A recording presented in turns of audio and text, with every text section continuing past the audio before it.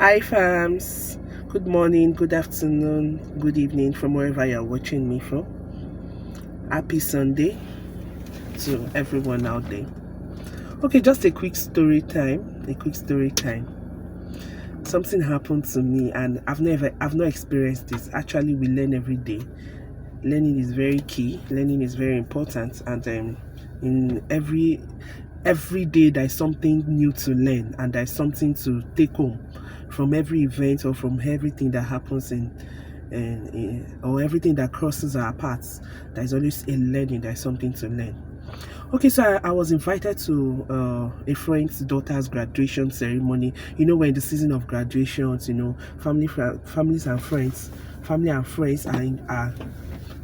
friends are inviting you to graduations, you know, to jolly with them, party with them, and celebrate with other people. So I went to this particular graduation ceremony, and I drove into the event, and it was a street. The school was located in a particular street, and the street is a very tight corner, a very tight street. So I approached the junction leading to the school. I entered into the streets, and it was a T-junction. So at the T-junction, I saw two guys at the T-junction. So my mindset was, because this event holding, they must have definitely put security personnel, either their security guards or boys in the area, to watch over, you know, the cars and everything, activity in that street. And also with the mindset that people in the street are aware that the school is having an event. So as soon as I got to that junction, I asked the guys, "Oh, where can I park?" I was not the only driver. There were many that were coming. So many were ahead of me, rather. Some persons were ahead of me, and I asked the guys, "Oh, where can I park?" And there were so many cars on the streets. Cars parked in front of gates, cars parked in very tight corners. You could see a lot of cars were parked on that street, and it's a very tight street. In front of an hotel gate, in front of the hotel generator, you just see cars, you know, just for the event to hold. So a particular guy, one of the guys at that junction, directed me and said, "Oh man, you can park here, it's safe." There were cars. Where he asked me to park was a middle of a street, inside the middle, because they were parked left and right. So I was driving in between. So I drove in between, and a car was in front of me. So the car parked first. That car that parked in front of me was directly parked in front of a gate. Let's take note of that. So I parked behind that car. So, and I was the last driver. Let me just say I was the last driver into that place. We got down, we exchanged pleasantries, because the person who parked in front of me was someone I knew. So we exchanged pleasantries. We went into the event, and you know, things were going on.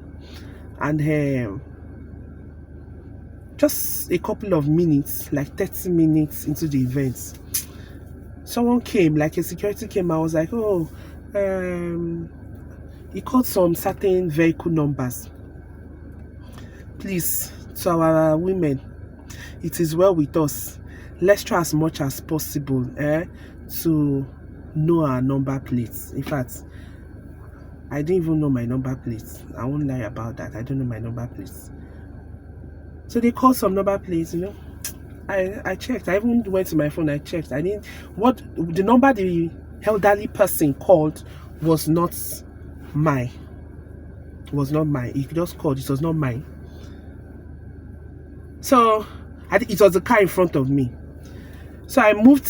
After like another 20 minutes, those guys that parked us came into the event and now called me and the other person, the other lady, and said, "Oh, ma, please come and repark your car. There are free spaces now. Let's go and repark." I said, "Okay." On approaching where I parked, the worst thing happened. A man who I later found out to be a tenant in that house, in the house or in front of the gates where we parked, deflated my tire. He didn't only deflate my tire, he deflated the other lady's car tire, which was in front of me, which was directly parked in front of the gate. He deflated the tire. Then there was also another car ahead. That car was not even in front of the gate. That car was in front of the fence before the gate. I learned something was removed or detached from the car. I don't know. So as we were approaching, I was like, sir, I don't even know who actually deflated. It was the other lady that was telling me that she went ahead of me. So she was the one telling me that I saw this man deflating your car.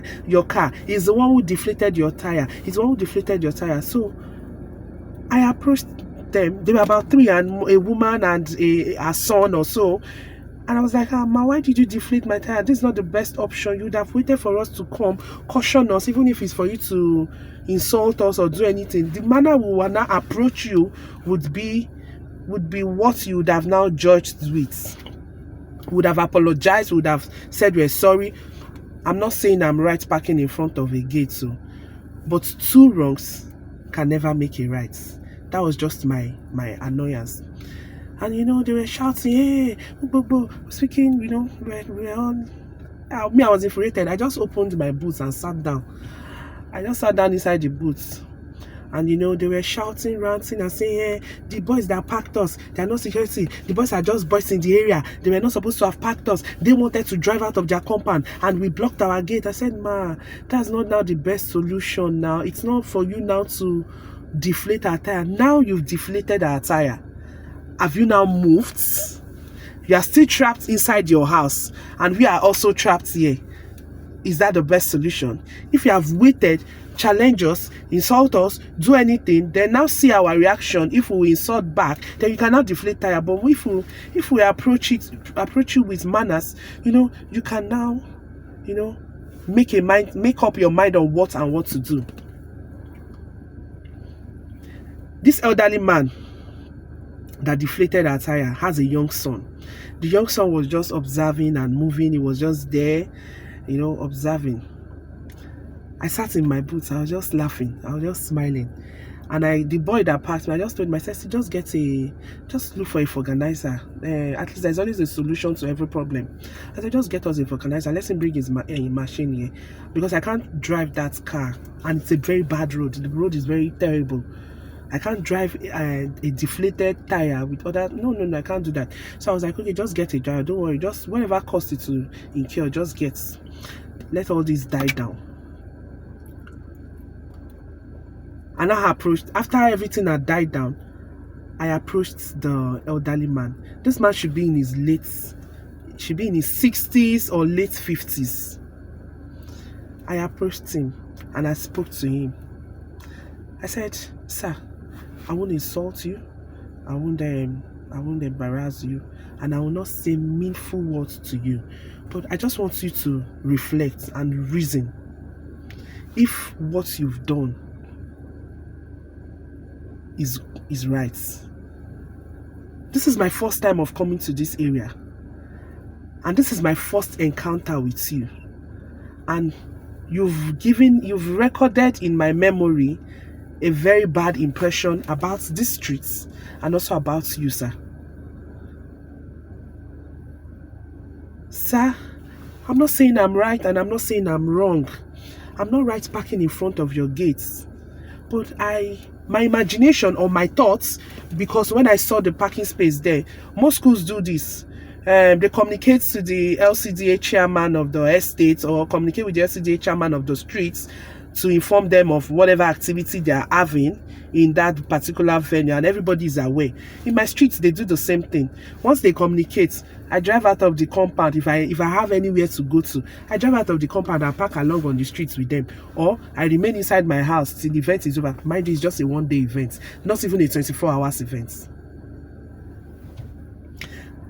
I met the man, I spoke to him. I said, you're like a father to me, so I won't insult you. But sir, this you've done, is this a solution? Is this the best option? Is this the best thing? You tied me down because I tied you down. And now we are both tied down. Is that the best solution? The man, I felt Immediately, he reasoned along with me and he started apologizing. Oh, madam, I'm sorry. Madam, please, I'm sorry. Pardon my manners. It was just because I wanted to go out and I was tensed and all that. I just looked at him, and he has a very young son. A young son that should be in his 20.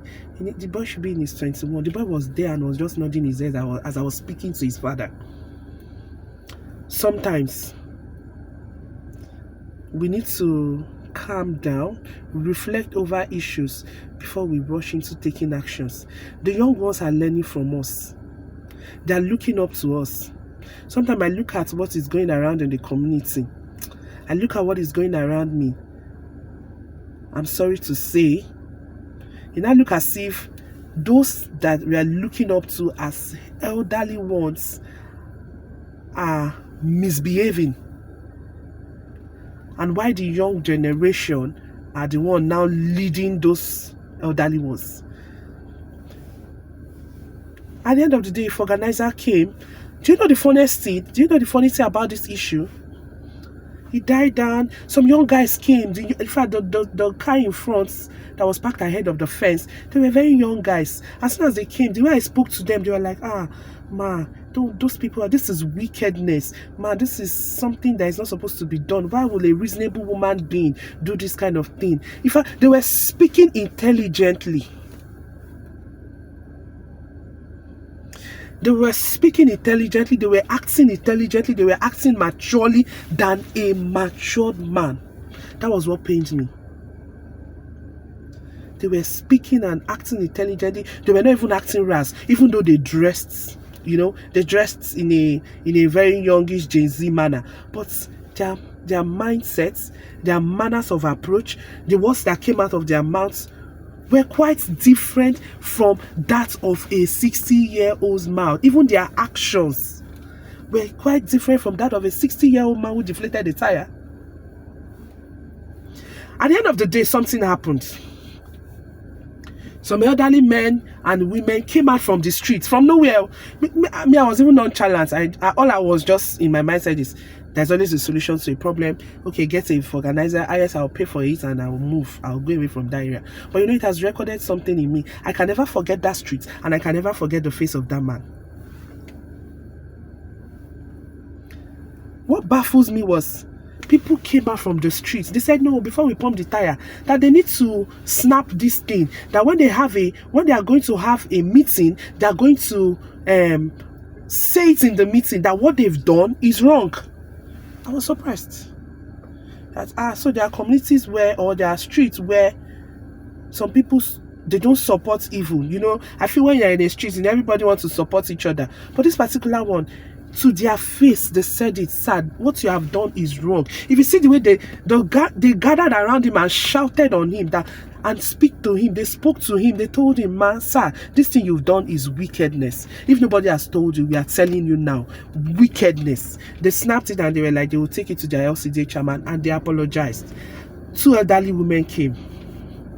And these 2 elderly women, one of them went to their gates, banged the gate and asked them to open the gates. And she said something. She said, she is going to report to the owner of the house, that the owner of the house is outside the country, that the person who did this is just a mere tenant in that compound.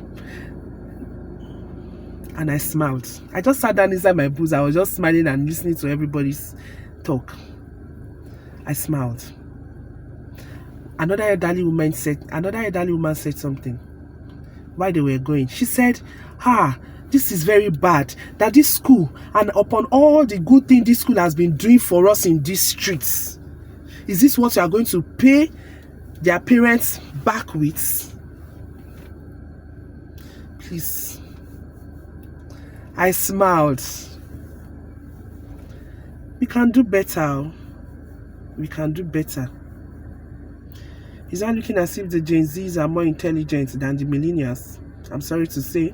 Is that looking as if the Gen Zs are more matured than the millennials? Judging from appearance, this man will be a man of God. Because his son was so calm. The boy did not say a word. I'm sure he was reading actions and talks and everything from every person. What are we teaching our children? What are we teaching those behind us? What learnings are they taking from us? Is it negative? Is it positive? Everything was resolved. We moved out. In fact, it was someone else, a neutral person, that even came to pay for the organizer. The organizer, he took advantage of the situation, and he was like, "Oh, he's going to take 4,000 for pumping the 2 tires and all that." Someone just volunteered among them and said, "Do this tire and I will pay." Someone just paid. Someone paid. I can't really remember. Someone paid, and everything ended. I'm not wrong. I'm not right. Rather, I'm not right. Parking in front of their gate, I'm not right. But I just felt, let me just share this. Let me just share this. It was an experience, and I learned from it. I'm not wrong. I'm not right parking in front of someone's gate. Though. I'm not saying I'm right. I'm not right. But 2 wrongs can never make a right. 2 wrongs can never make a right. And let's do better. If you're going to have an event on your streets, and there will be reasons for people parking in front of someone's entrance. I think I made that mistake. Probably I would have displayed my phone number. Call me if you want me to move. I'd have put a number for a contact so that I can always come and move my car. 1, very good.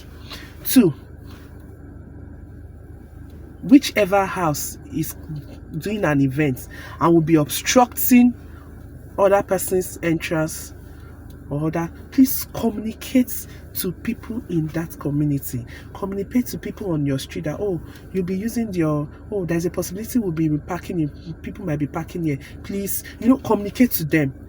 Let them know, so that this will not happen. You can communicate via the LCDA chairman, you can communicate via the estate, you can communicate via the landlord, just to create an awareness, so that when such a thing happens, and let there be security personnel to manage whatever situations. Please, we can do better. Change start from me and you. Thank you.